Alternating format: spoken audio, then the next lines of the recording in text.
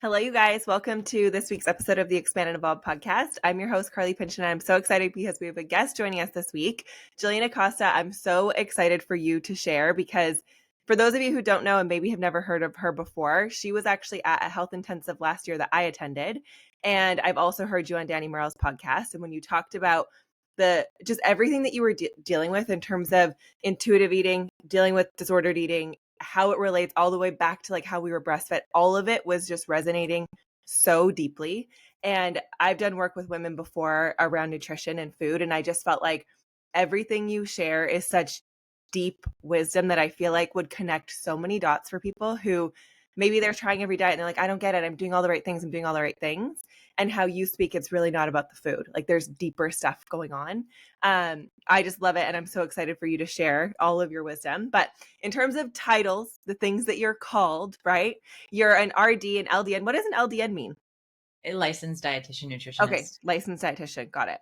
And a functional dietitian and nutritionist. And if you want to talk about your root cause method, which I think that's it, right? That's the thing that most people are missing when they try to look at food and weight loss and all the things. It's like you're not identifying the root. And when you do that, everything becomes just so much more effortless and flowy. So if you want to share just a little bit maybe about how you got here, like to this place where this is now what you're doing to help other people who are struggling with this.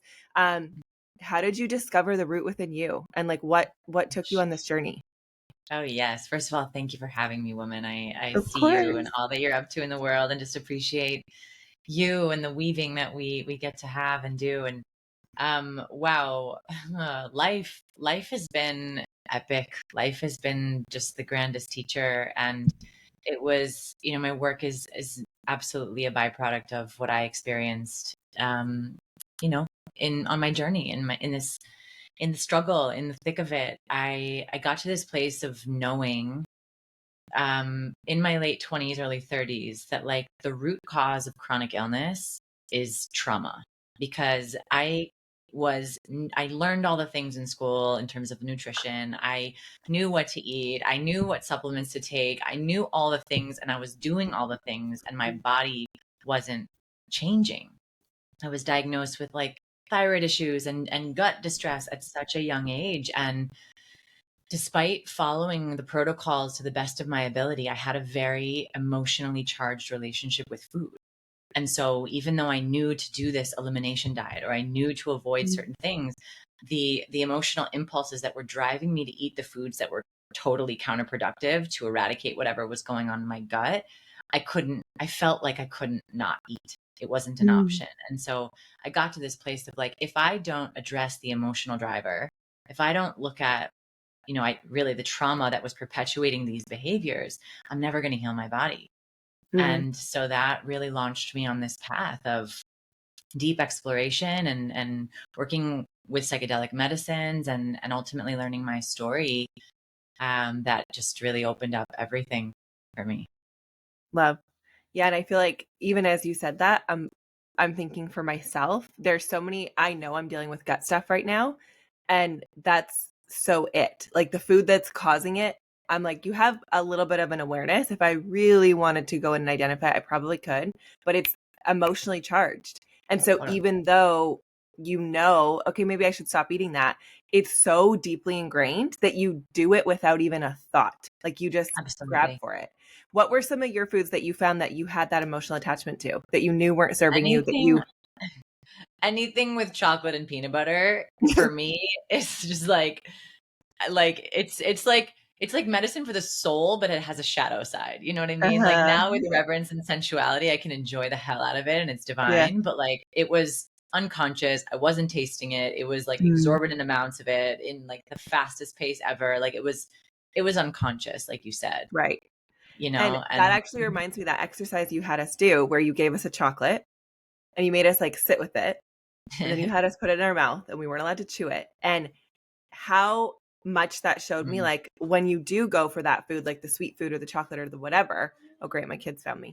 How much you grab it and you shove it in and you're just like, before you've even tasted it, you're shoving the next one in and the next one in and you're not even enjoying it. I'm doing it. Your grandpa's supposed to be watching you. Can you close the door, please? Please? Okay, we can keep going. It's fine. I'm like, I just Perfect. usually leave the real life. I'm like, yep, my kids sometimes come Yeah, in here. it's amazing. Um, yeah, but Yeah, I girl. remember that, and it Mhm. showed me like you eat unconsciously with those Mhm. foods, and so many of us do. Where even at the table, people are like, "This is the hardest thing they'd ever done, not chewing." And how Yeah. much we eat so quick that a lot of the time we're not even taking the second to truly sit with it and enjoy what it could offer. And when you do that, Yeah. you realize how much less you need to actually indulge in because you Yeah. satisfy everything when you just sit with it a little bit longer. Yeah. And I say like that's really beautiful and super insightful.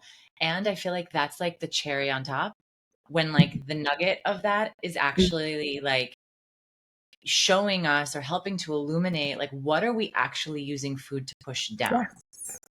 Because when we use food in an unconscious way, sure, we're not tasting it. We're missing like the delight and the amazing, beautiful, sensual experience. But what we're really doing is pushing down an Mm-hmm. aspect of our truth, something that wants to be expressed, something that wants to be felt, that we're diluting.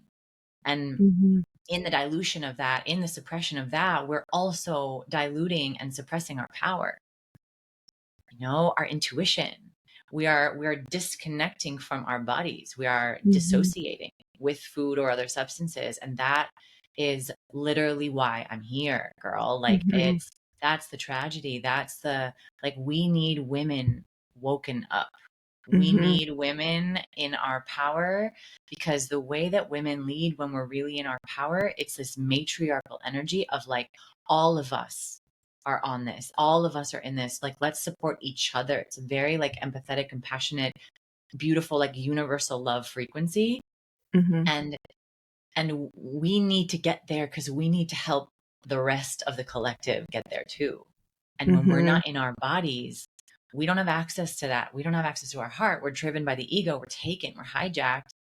And we're now in stories and everything is personal and we're competing with one another and we're less than and all the noise. And it's a tragedy. Mm-hmm. Do you want to jump into that a little? How we do use it? Well, a lot of us anyway, um, to disconnect and disassociate and how that happens. Because Yeah. I think for a lot of people, they may not even have that awareness of how far back and how deep this can really go. And Mm. when you talk about it being the one of the most abused substances on the planet, I Yeah. agree because most of us don't see it as a substance that can be abused. Oh yeah, And girl.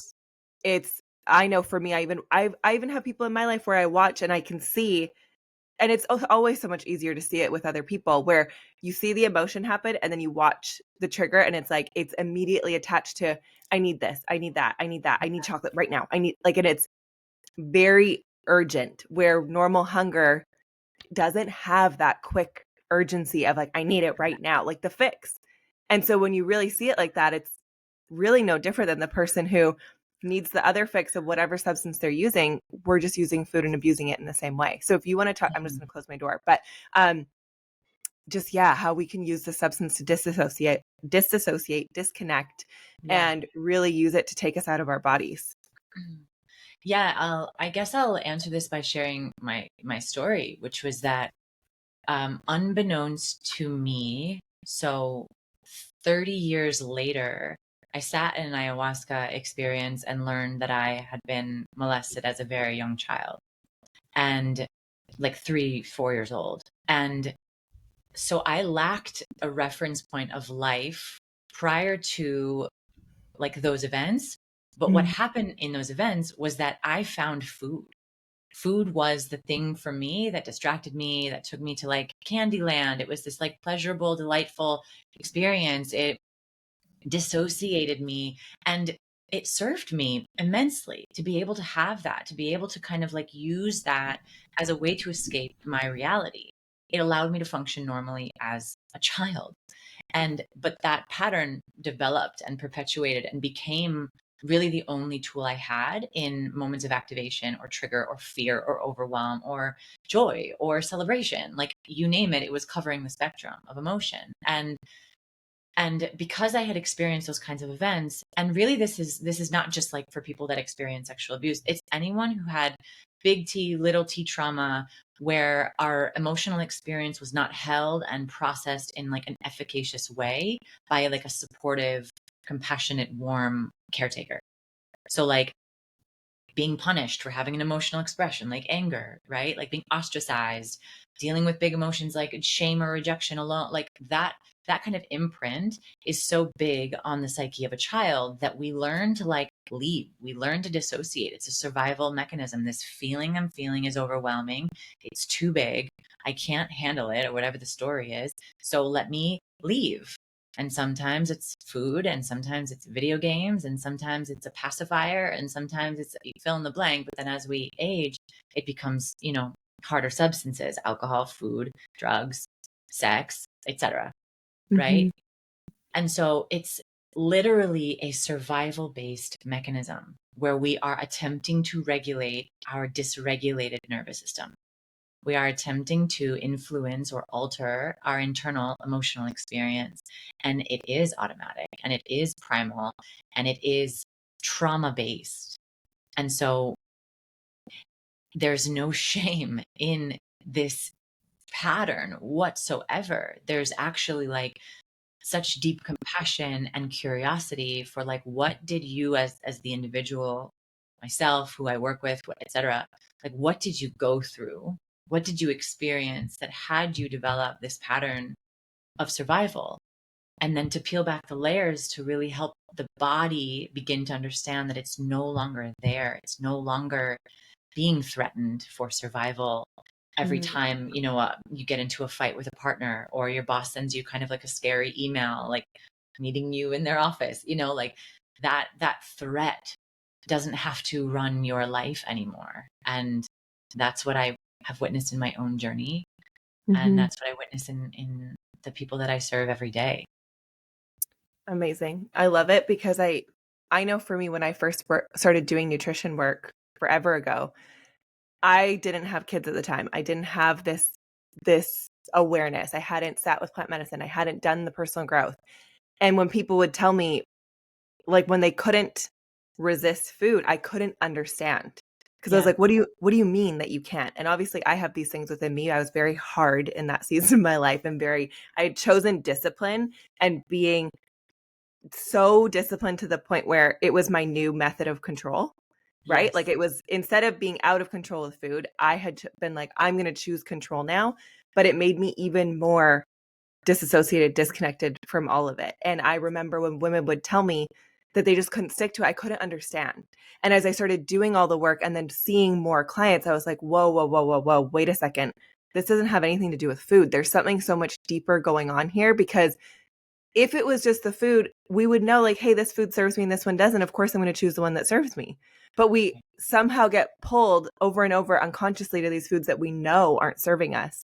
And I think, like you said, when you can start to address like, hey, what happened? Where was the trauma? When did you start using food to cope or bring you the happiness, bring you the joy?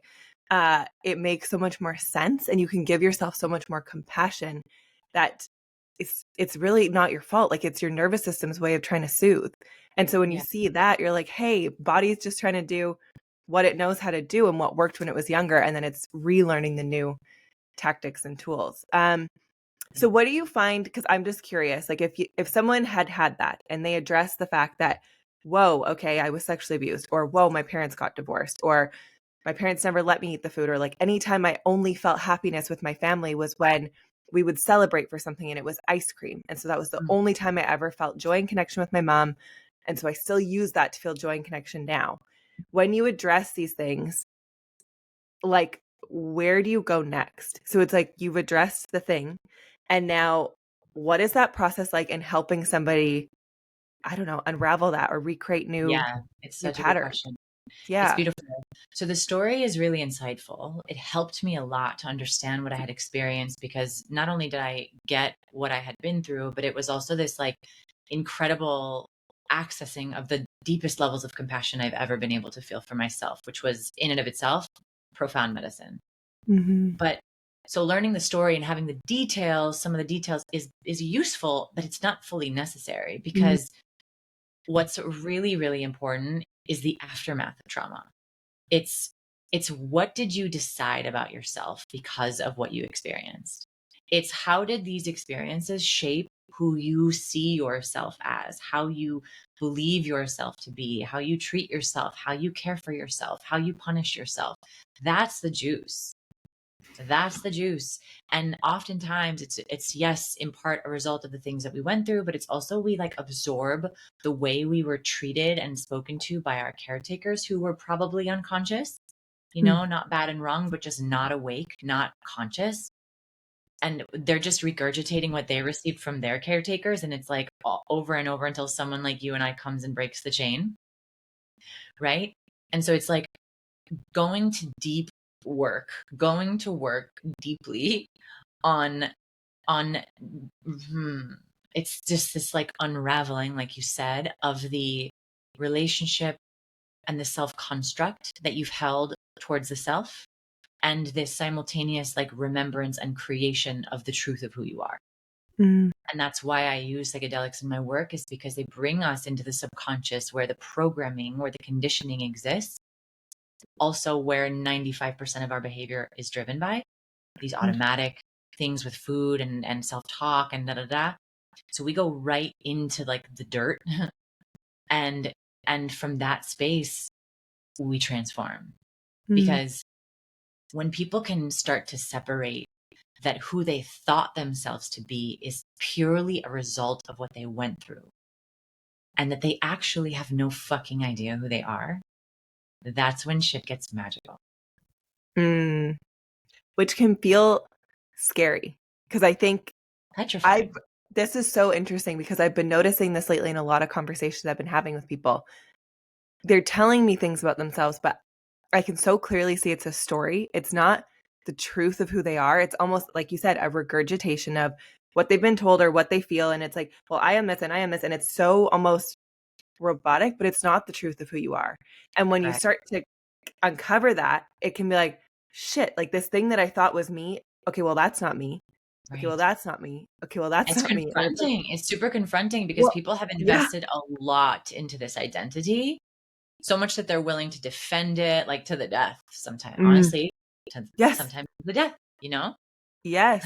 And I even had this realization, and I don't know if I'm sure you've seen this too, where I thought I had worth issues. I was like, oh, you have a thing with your self-worth. And when I was in breathwork, I sat with plant medicine also. It came out and it was like, that was never yours. You didn't have a worth issue.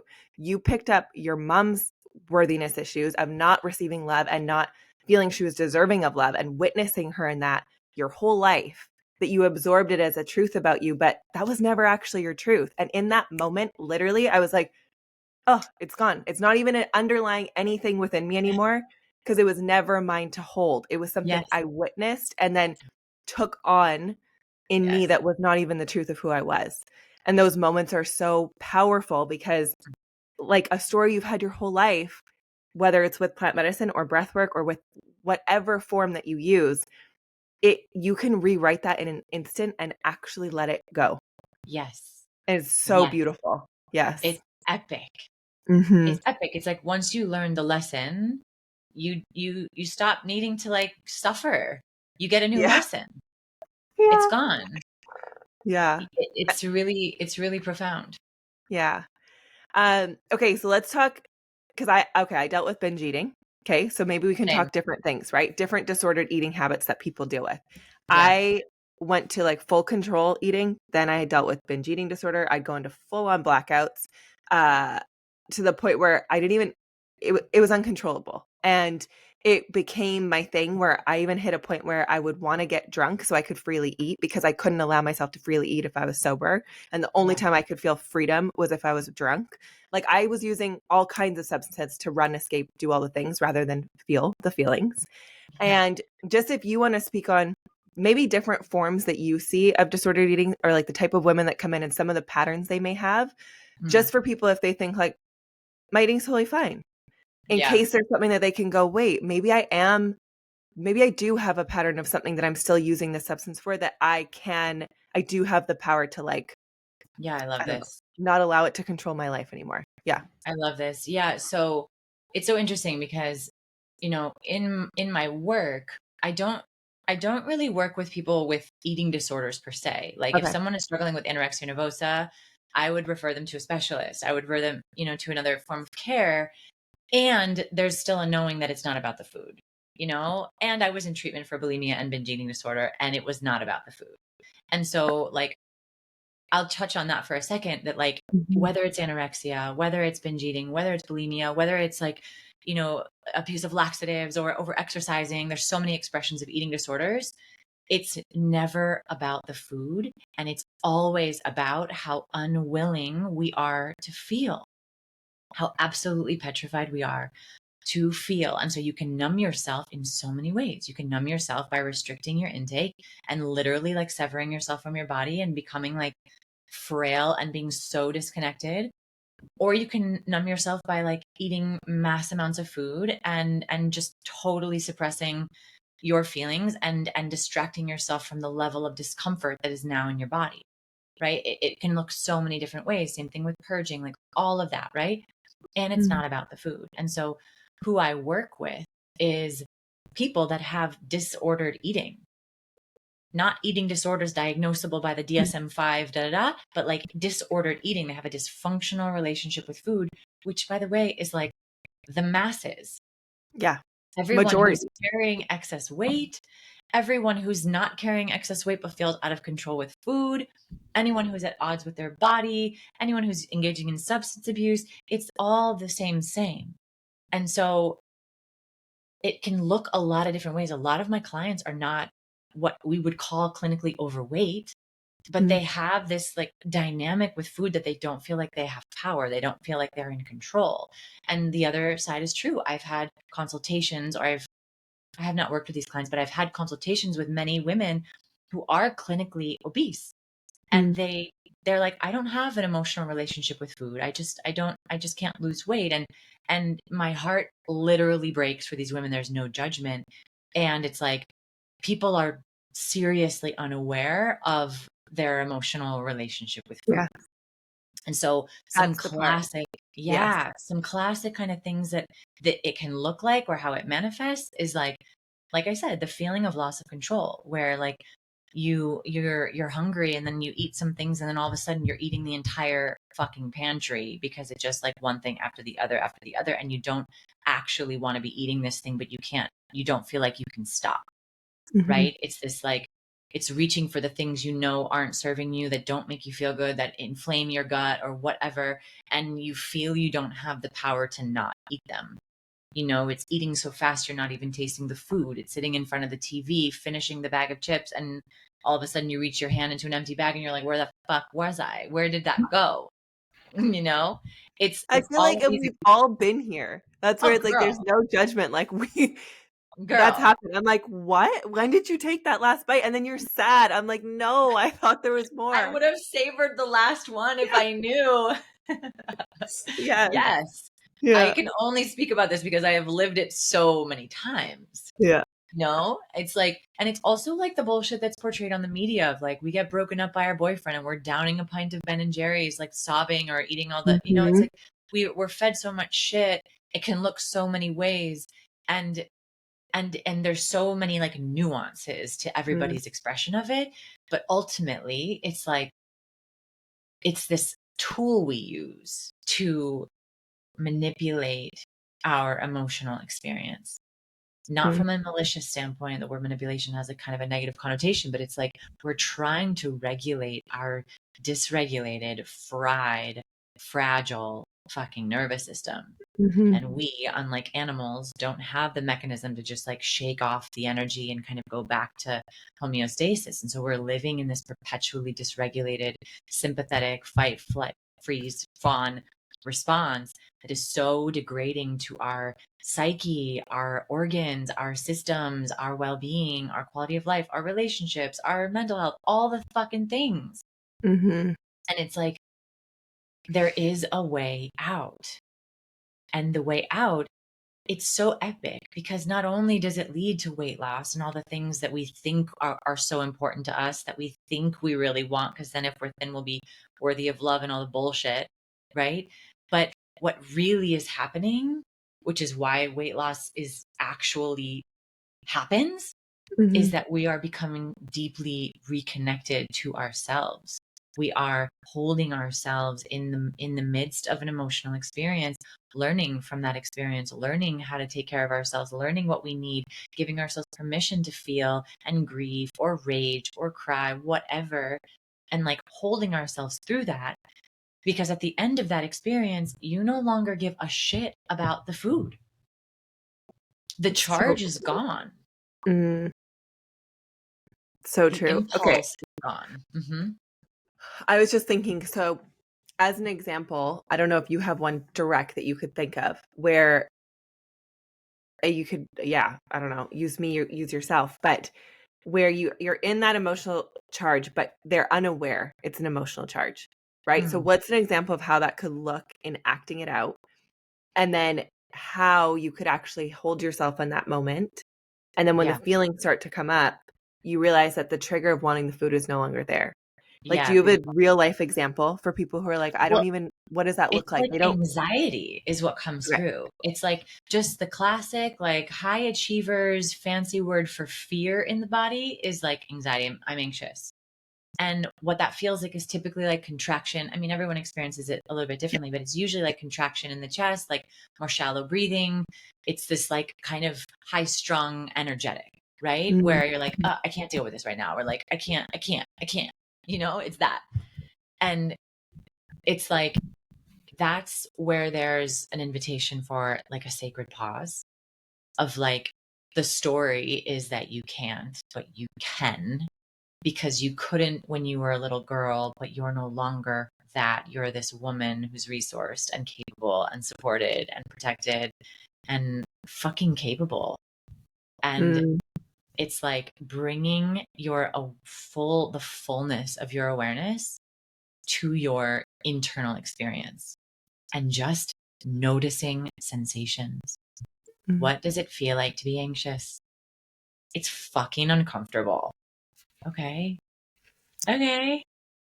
I'm still breathing. Right.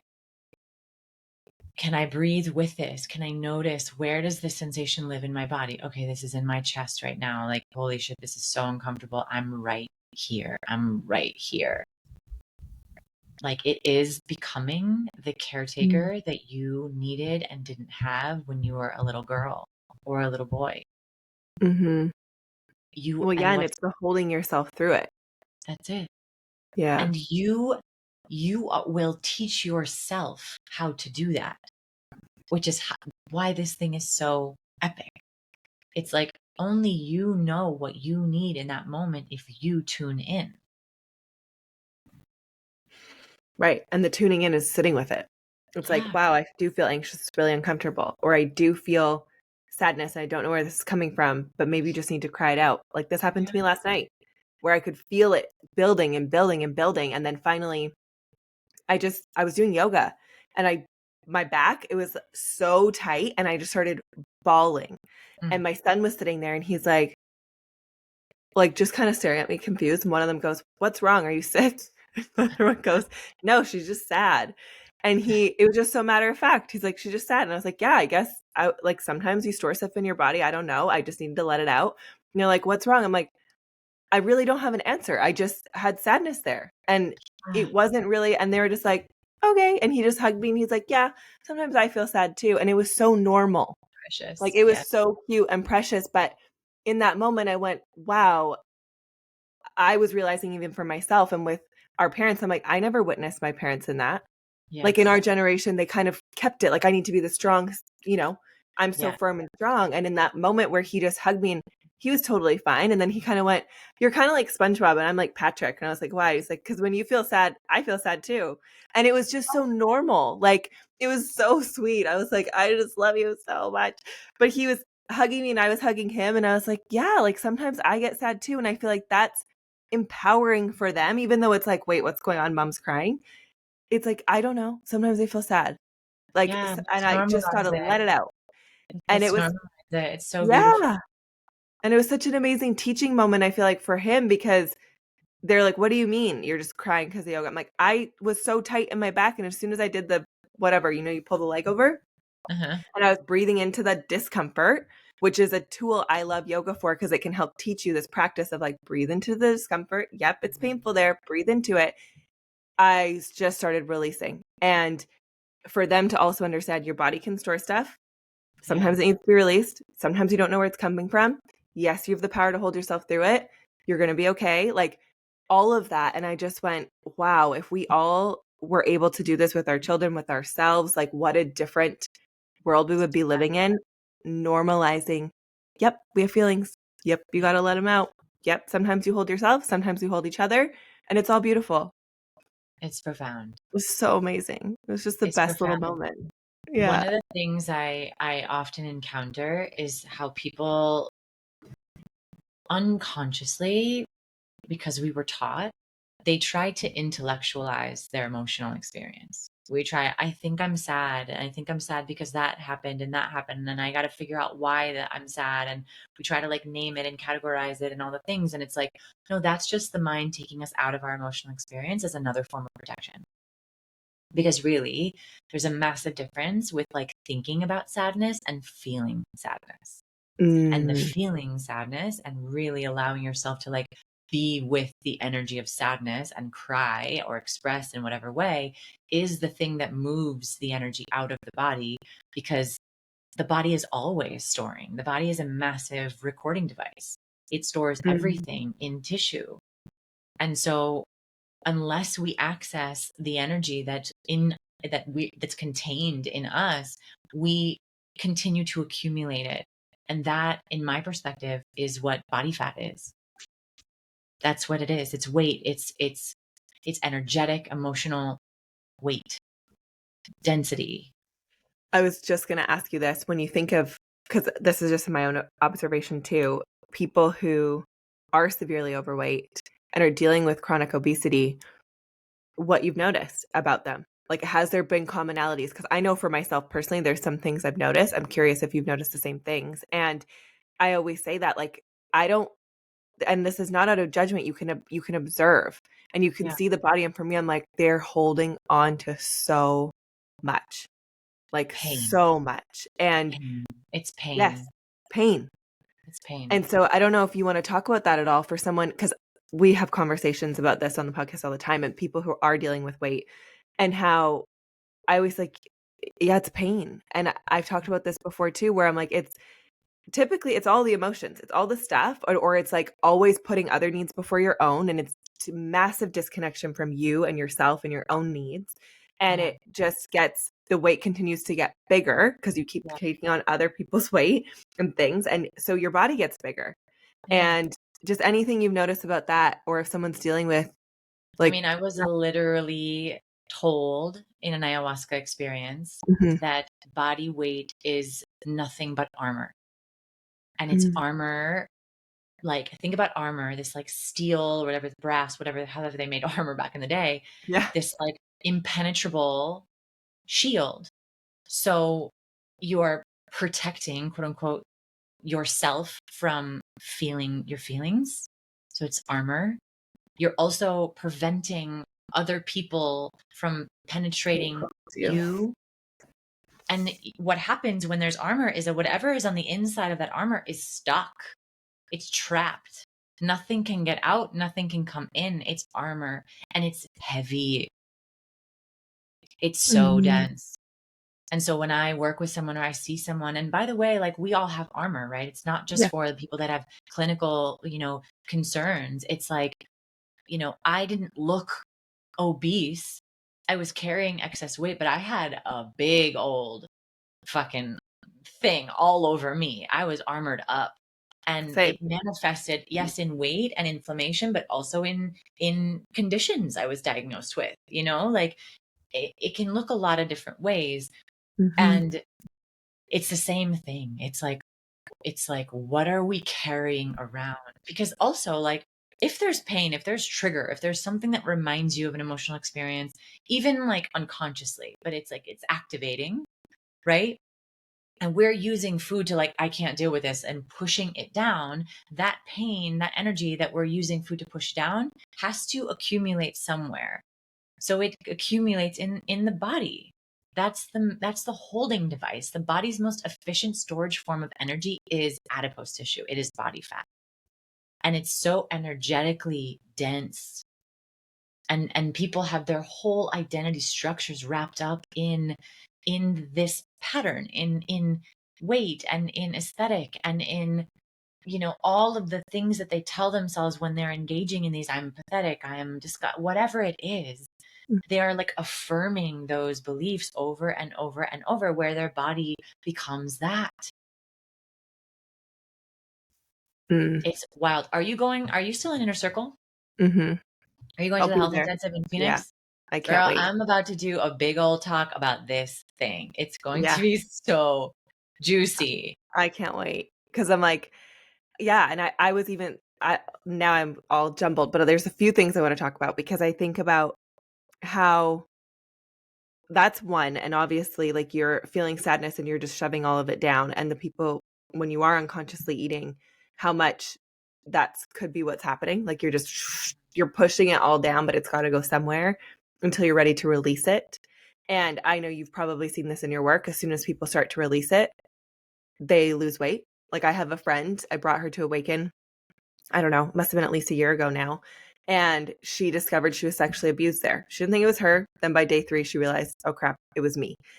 And she literally had diarrhea for weeks. Yep. And over the last year, she has dropped so much weight. I don't know how much, but it's like it all stemmed from the realization of the emotional pain she was holding on to, Yeah. identifying it, realizing, holy crap, this is what was in my body, purging and starting to release it through loose stool.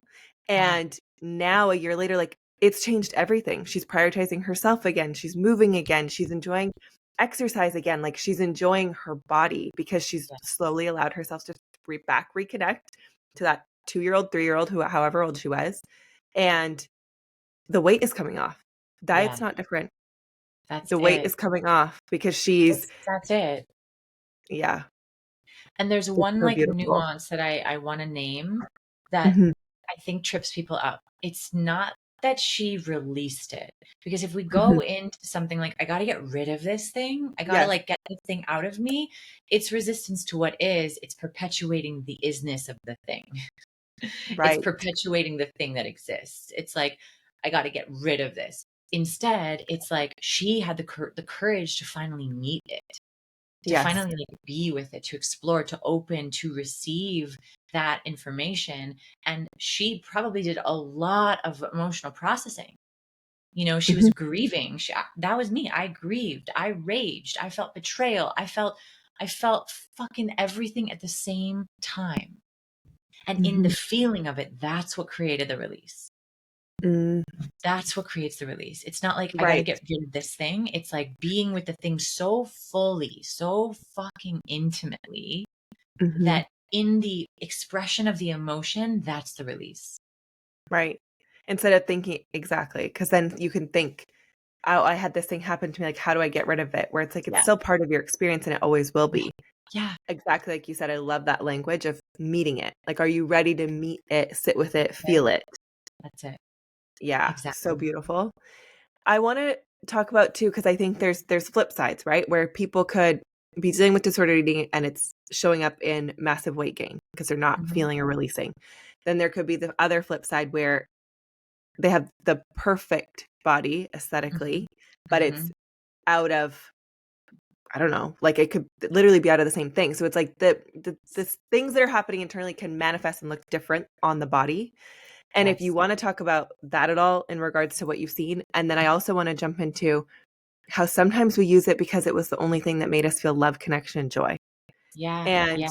that's one that sometimes we think, oh, well, I don't have trauma. It's like, well, it could also be the thing that gave you love, connection, and joy. And it's not a bad thing. It's just like that could be your emotional connection to food. And I loved Right. when you shared about the breastfeeding and how if that was the only time you ever felt connected to your mom, Yeah. well, that just imprinted literally upon birth, basically, that you've been Yeah. feeling your entire life. And we're so, yeah, we're unaware that we could even be having that within our bodies, even from back then, but it really can make that level of impact. So anything you want to speak on in regards to that? Yeah. So the first one, it's like, I believe that you can be in your best fucking body. You can be in the body of a goddess, girl. Like, absolutely. But like there's a frequency that comes from like this sense of embodiment, this sense of peace, this sense of harmony, this sense of like, my body looks this way because I am in such deep love and reverence and devotion to myself that this is the manifestation of that. And it can look quote unquote perfect from the expression of like rigidity and punishment, because if I I don't did look that. like that, then I won't be worthy of love. And that shit is A, not sustainable, but B, really destructive and not fun. I've been Mhm. all over the spectrum, Same. and that space was so full of punishment and, like I said, rigidity. And even when I looked how I wanted to look, I couldn't enjoy myself. I was not free. I was not free. And that's what I'm here for. I'm here for liberation. I'm here for like epic states of enjoyment and pleasure and freedom in whatever that looks like. And so Mm. yeah, the body can look a lot of different ways and it can be driven by a lot of different things. And so the invitation is really like, what is the driving force? What is the driving force? And am I even enjoying the space that I'm in? And if I'm not, what's in the way? Because it is your Mhm. birthright to like love and savor your body and feel good in your body and feel free and confident and sexy and all these delicious things. And if you're not living as that, regardless of what you look like, then there's a really beautiful, deeply spiritual invitation. Mhm. Well, yeah, when I was in the fittest, when I competed in bodybuilding, it was all out of self-hate. It wasn't out of self-love. It was, if you look this way, then maybe you'll receive love and validation. And I realized it when I got off the stage. I was the best shape in terms of like I had just won a competition and I got off the stage and I was like, nobody loves me more. They actually don't care. These people actually probably loved me more before I did this because I was a miserable cow while I was doing it and would appreciate me to have more body fat and be the loving, normal, nice person than this rigid, awful, miserable Facts, person. And it facts. showed me the body, it was never about the body. It was never about how I looked. It was never about any of it. And these people loved me regardless of what my body looked like. I had just assumed if my body's perfect, if I reach this like Instagram body, then I'll receive love, then I'll be worthy. And it was like, no, that was an internal thing all along that I had to discover that I was Yes. worthy of the entire time. It was never about the body. It was Yes. never about how I looked. And Preach. yeah, it's wild when you actually get it. And I think even for yourself right now, if you're listening, I would say ask yourself the question, when I eat nourishing foods, am I doing it out of fear that I'm going to be fat and so I need to eat well? Or is it out of a true love, like, wow, I love and appreciate my body so much. I want to nourish it. And is it that? And when you exercise, is it because you love the way it makes you feel? Or are you doing it out of a fear that if you don't exercise, you're going to gain weight, you're going to be fat, you're not going to be worthy of love, and da da da da da? You have to ask yourself those questions because that allows you to realize like what's the energy I'm doing all of this from. And I'm sure Yes. you've seen this, that disease can manifest even if it doesn't look. You can look like the healthiest person in the world. You Oh could have yeah. so much inflammation and so much that's held and stored within your body. And then of course there's the opposite where you could be manifesting as getting bigger and more physical weight, but the inflammation, the disease within the body could be the same. And Yeah, so understanding absolutely. that it really is what's the energy that you're doing these things from and Yeah. helping yourself shift that. Yeah, and Yeah. I would add one more thing is like Yeah. whatever state you're in, whatever frequency you're vibrating at when you're eating is literally programming and impregnating the food in which you're eating. And so the food will have the effect that you are thinking it will when you eat it. So if you're like, oh Mm. my God, I used to say this to myself all the time. Like, oh my God, this is going to make me fat. Even if it was like a freaking egg white scramble, like all the bullshit, you know? And it was Yeah. like, oh, this is gonna, and it would. And I was like, I was so frustrated because I was like, I'm a fucking dietitian. Like I help people all day long. I know what to do. I'm eating the perfect things. I'm doing all the exercise perfectly. I'm doing all the things. Why is my body not cooperating? And Right. and the fact that my body has to cooperate is a story in and of itself. But it was like I was literally programming the food because of the state that I was in, because of the beliefs that I had. And so it is. We know now. Right. And so it is. Like it was. And so it is. It's so true. And even that, like if you're about to eat something that quote unquote could make you fat, like looking at it and be like, no, but I'm doing this because this feels so good right now. Like Yeah. all of it, the experience, the people I'm with, like the bread. Like if you're at a big table full of people and this is like, I don't know, connecting all of you and it's this beautiful experience, the last thing you should be thinking about is that it's going to make you fat. Like this is love. Yeah. Like that experience is love. If you are in a state of joy and love, Yes. whatever you eat will land in your body in a state of joy and love. But you can't fake that shit. Like that's my favorite thing about energy is that it doesn't lie. So you Mhm. really have to get yourself to like the frequency of like Yeah. appreciation for this food, reverence, like this Right. sensual experience. And now all of a sudden your experience of eating is very, very different. And you're actually in like a higher state when you eat, which is what creates a different reality in your physical form. Mm, I love that so much because that's such an amazing takeaway to start shifting from with every food that you eat. Like, how can you shift your body into a state of love, acceptance, joy Yeah. for that food? And it Yeah. even goes back to I always think this now that I've learned these things. I'm like, I understand in religion like the blessing of the food and doing all these things because you're speaking love into this food you're about Yeah. to put in your body, love, Right. appreciation, and that's one of the most amazing things you can do because it's living and you put that Yeah. energy in and that's the energy that's going to go into your body, which is such a Right. beautiful thing to just apply in your life. Do you want to talk about the baby and the joy and the love and the connection and Yeah. how we can also almost have a dysfunctional relationship even when it comes from that state of Yeah, for just sure. based on the connection that we have to that thing?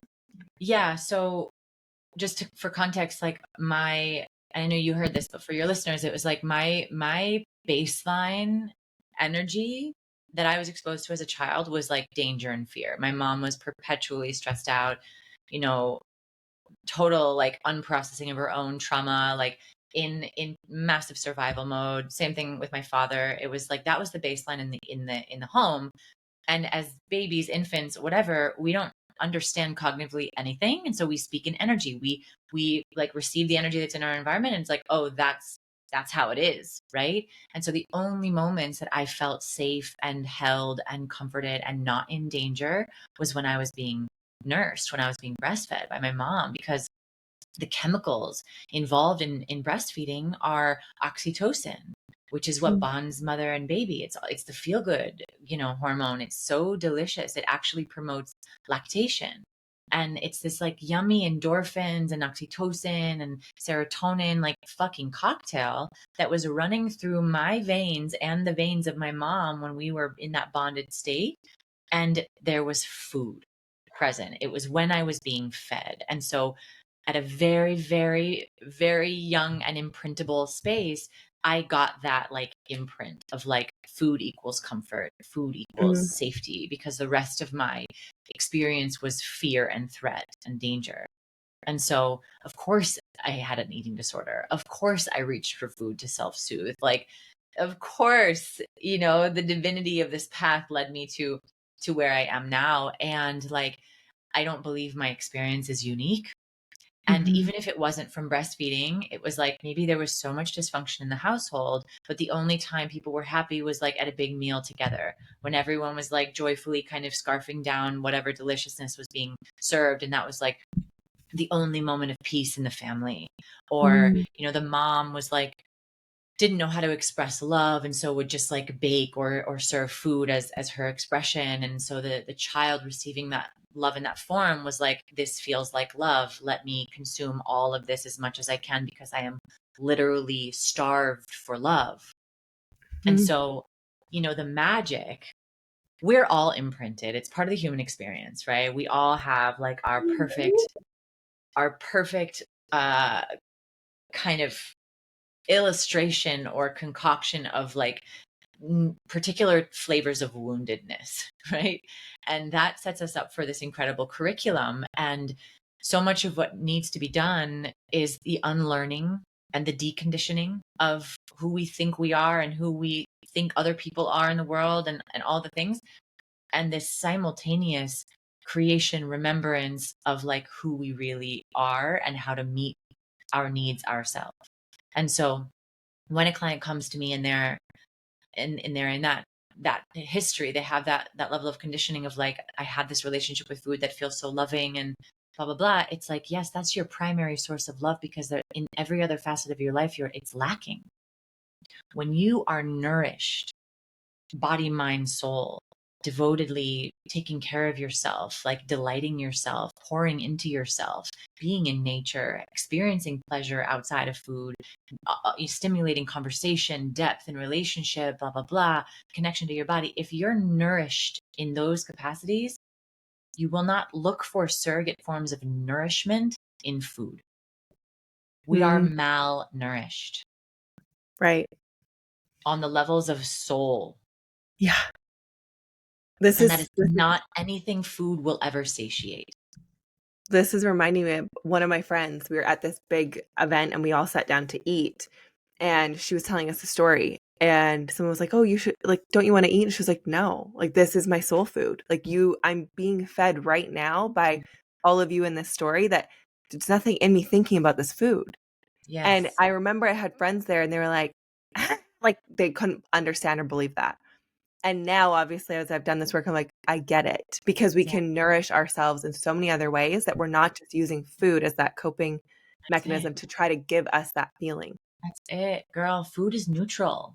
Food Yeah. is neutral. It doesn't have a charge. It's the stories and the projections and the impulses that we have because we're starving for the other kind of stuff that we like project onto food that has it like have that power and that kind of compulsive nature to it. But it is Mm, neutral because when the charge has been dissipated, when your so needs true. are met, the cookies no longer scream at you from the pantry. They're Right. just cookies hanging out. Before I would never be able to take a piece of chocolate through the threshold of my door. It wouldn't even make it out of my, like it would be eaten in the car on the way home from the grocery store. It would not make it through the door. Now I Mhm. have dark chocolate in the pantry. I've got high quality A2 dairy ice cream in my freezer. Like I don't give a shit. It's Yeah. there. I don't even know how long it's been there, honestly, because and the food hasn't changed. My relationship with Right. myself has changed, which is why the relationship with food has also changed. I love this because that's me from dealing with binge eating, which you understand. If it was in the house, I had to eat it. I had to eat all of it right away because I needed to get rid of it so that I wouldn't mess up my diet tomorrow so I could be perfect. And when I removed all of that and the restriction, I was like, you need to learn to just be with food regardless. Cause like, how are you going to continue to live your life this way? I wasn't going to dinners. I wasn't going out to eat with friends. I would bring my own Yeah. food. Like it was so extreme. Yeah. And now, like you said, there's always stuff in the house. And most days I don't even think about it or want it. And then there's a couple days, usually closer to my period, where I'm like, no, you need the chocolate. I associate it with the ingredients that are in chocolate. That's why my body's telling me to eat it. But it's like, I really get the craving. And it's Yeah. 1 or 2 days out of the entire month, which I'm like, Yeah. you're going to be okay if you want to eat Yeah. chocolate 2 days out of the month. Even if you want to have a piece of chocolate every single day, like it's okay. Yeah. Yeah. It's what's the intention? It's what's the intention? Because if the intention is to like check out with the food, Mm, then that's actually like your cue to go in. But if your yes. intention is like, I love me some chocolate, I'm going to enjoy the hell out of this thing. I'm going to savor it. It can be sensual. It can be erotic. Like take it wherever you want. Like bless that. That's Right. beautiful. Okay, I have a question. This is just out of my own curiosity, but maybe relate for somebody. So I went through separation in 2021 ish, knew it was coming, whatever. I got addicted to oat milk lattes. Okay, that became my crutch. It was like, oh, I'm feeling discomfort. Like, oh, like let's get an oat milk latte. Like that'll make me happy. Oh, let's get an oat milk latte. Like I needed them all the time, sometimes multiple times a day. And now I know that was my way of like giving me that dose of joy and happiness in a very I don't know, I'd call it tumultuous time. I was in chaos in my mind, Yeah. and I'm allergic to oats now. Oh, wow. Uh-huh. So, do you Yeah. feel like, because this is my own assumption, that it's like I overuse that so much in such a difficult time in my life and what I was going through that my body now literally rejects oats. I cannot eat it. I've never been allergic to them in my entire life. And Yeah. I will break out in a rash, hives now on my entire face. It started with acne here. Then I get Wow. a hive rash almost instantly now. And I'm like, Mean. holy crap. The Yeah. only thing I can think is it's the emotional charge that was correlated. It's I don't know. twofold. I mean, on Yeah. an actual like practical physiological level, like yeah, we can develop if we're exposed so much of something, we can Yeah. develop an immune response to it. We there's like a histamine intolerance Yeah. where it's like And also, like, to tell you the truth, I'm not a fan of oats, especially like Yeah. Oatly milk, all of that kind of, just because of the glyphosate and all that kind of stuff. So Yeah. your body was like building its own like defense against like the toxic element of it. But it was 100% also, 100% also, it was also very much emotionally, energetically charged. It's like your body Yeah. intuitively, your body is like rejecting the thing that was creating like dissociation and numbness, because it's Mm. really fucking deeply inviting you into like being with yourself through the processing of it. It's Mhm. rejecting the thing that's getting in the way of that. Mm. So interesting because that's what it was. It's I get a histamine response. Yeah. And it's so exactly that. I've thought that too, where I'm like, it could be the glyphosate and all the junk that's in there. And so my Yes, body was and like, you overuse that so much. Like, we yeah, can't take any more of this. We yeah, can't take it. Like, we can't yeah. But process it for you. also Yeah. that happened once you probably got to like more of a regulated space. Yes. Here's like the fascinating thing about this stuff is like these things we fall into, these coping strategies, these patterns that are no longer that don't actually serve us, they do serve us momentarily. That Hmm. saved you. My Yeah. pattern with food as a little girl, even as an adolescent, as whatever, it served me. It gave me a place to like channel my pain when it was like a full-blown bulimia. Like I had a place to put it. It Mm-hmm. helped me like push down the intensity of my experience so I could try to function normally in a very abnormal situation. For you, it gave you this like temporary feeling of like regulation in a Yeah. very tumultuous time of your life. Like it serves us and it costs us at the same time.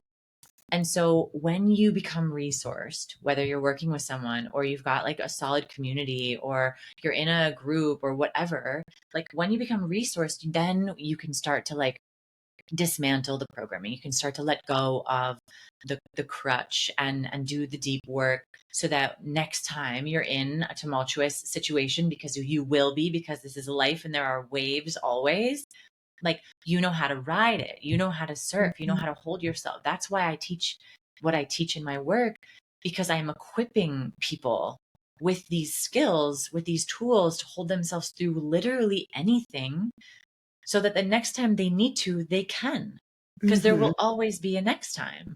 If Right. it's the oat milk latte now, and then when you're good, you no longer reach for the oat milk latte, but you don't have the tools cultivated, the next time you're in a storm, you're going to be reaching for the next version of the oat milk latte. Yeah. I switched it to coconut milk and now I think I have a version to that. So I'm Exactly. like, so it really is. It's the energy. And I think it's true as you become more aware and conscious, my body's like, you know better. Feel Yeah. it. Like we're Yeah. not doing this again where you get to use these lattes as your crutch to not feel. And so I feel that. It's like Mm. it's you feel like it's an attack against you. It's like, no, it's trying to show you something. And had it not physically Always. manifested with a rash, I would still be unconsciously doing the thing.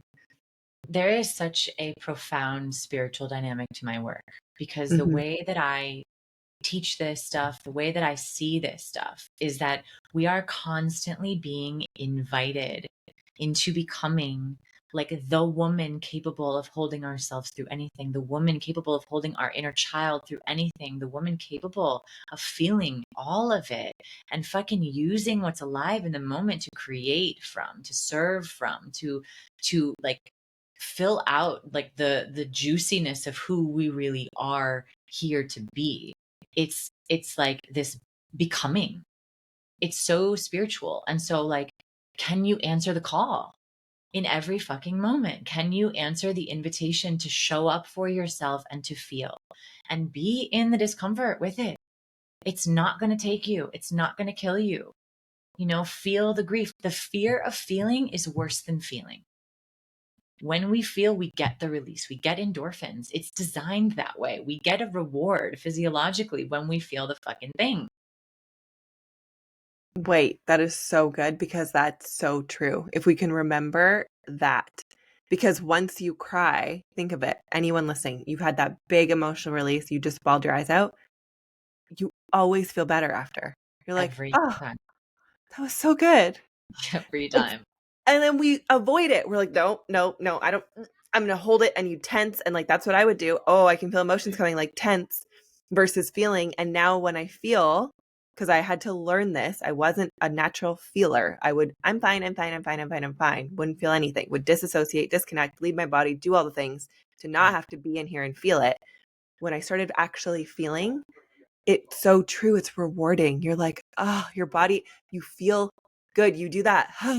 That's weight off in that Literal. moment when you do that. Literal. Yes. Yes. Oh my God, so beautiful. Is there any last thoughts you want to share before we wrap this up? And just thank you so much for being here, because it just felt so good. Like, even for me and my body, I was like, this just feels so good. So thank you. Oh, you're so welcome, and thank you for creating this platform for me to speak Yeah. what I've been through. I guess the last thing that I feel that wants to come through is like Mhm. every single one of us have been through trauma. It's part of the human experience, and it's like if we walk around pretending like we're not in pain, we will suffer. But if we open to feeling whatever wants to be felt, you're not going to be taken by the tidal wave of it. You're not going to be swallowed. It's little by little. You can control the cadence and the density and the depth of it. But like that is the raw material for your growth. It is the compost. And so, I'm here for evolution. I am here for constant expansion, for liberation, for the absolute juiciest experience I can possibly have in this lifetime. And so we cannot cherry pick our experience. I cannot say I'm only available for joy, but I'm not available for pain. It doesn't work like that. When we are numb to one, we are numb across the board. And so if you desire the things you desire, can you be willing to feel all of it in order to get there? Because I promise you, like, if you're willing to feel the pain, you will get the joy. You Mm. will. It's the pendulum. So beautiful and so true. Because in the shoving all the pain down, I also didn't know how to feel and receive love. That's People it. would try to give it to me. I would do the exact same thing I would do when I was feeling pain. I'd be like, oh, that's making me feel emotional. I'm leaving. And so I didn't get to experience either. Yes. And that was my own doing by not allowing myself to feel the fullness of the human experience, which is all emotion. Yes. So good. Where can people find you? How can people find you? Is it Instagram? Is it a website? Like, what's the best way to find you? And for people who want to work with you, because I know this is going to land for people, and I just want to encourage you, if it is, take the step to do it. Because I think so often we can have that hit of inspiration where we're like, wow, okay, that really resonates. And then we just go right back into our normal life and our patterns and our habits. And I would say, if this landed and you could use support in this area, I don't know if you have applications or what, but reach out to work with you, because I know the work that you do and how transformative it can be. And I know it could help so many people who have been struggling. And it's not you don't have to struggle alone. Allow somebody in to help you. Mm. Just thank you. Thank you so much for that, and for seeing me and receiving me in this way. And I appreciate it. Both the website and Instagram is probably the best avenue. So the rootcausemethod.com. And Jillian Acosta _RD is my Instagram profile. And yeah, just to mention, I have a couple of programs. One is called The Garden, and it's like it's the most vulnerable deep dive one-on-one 13-week program.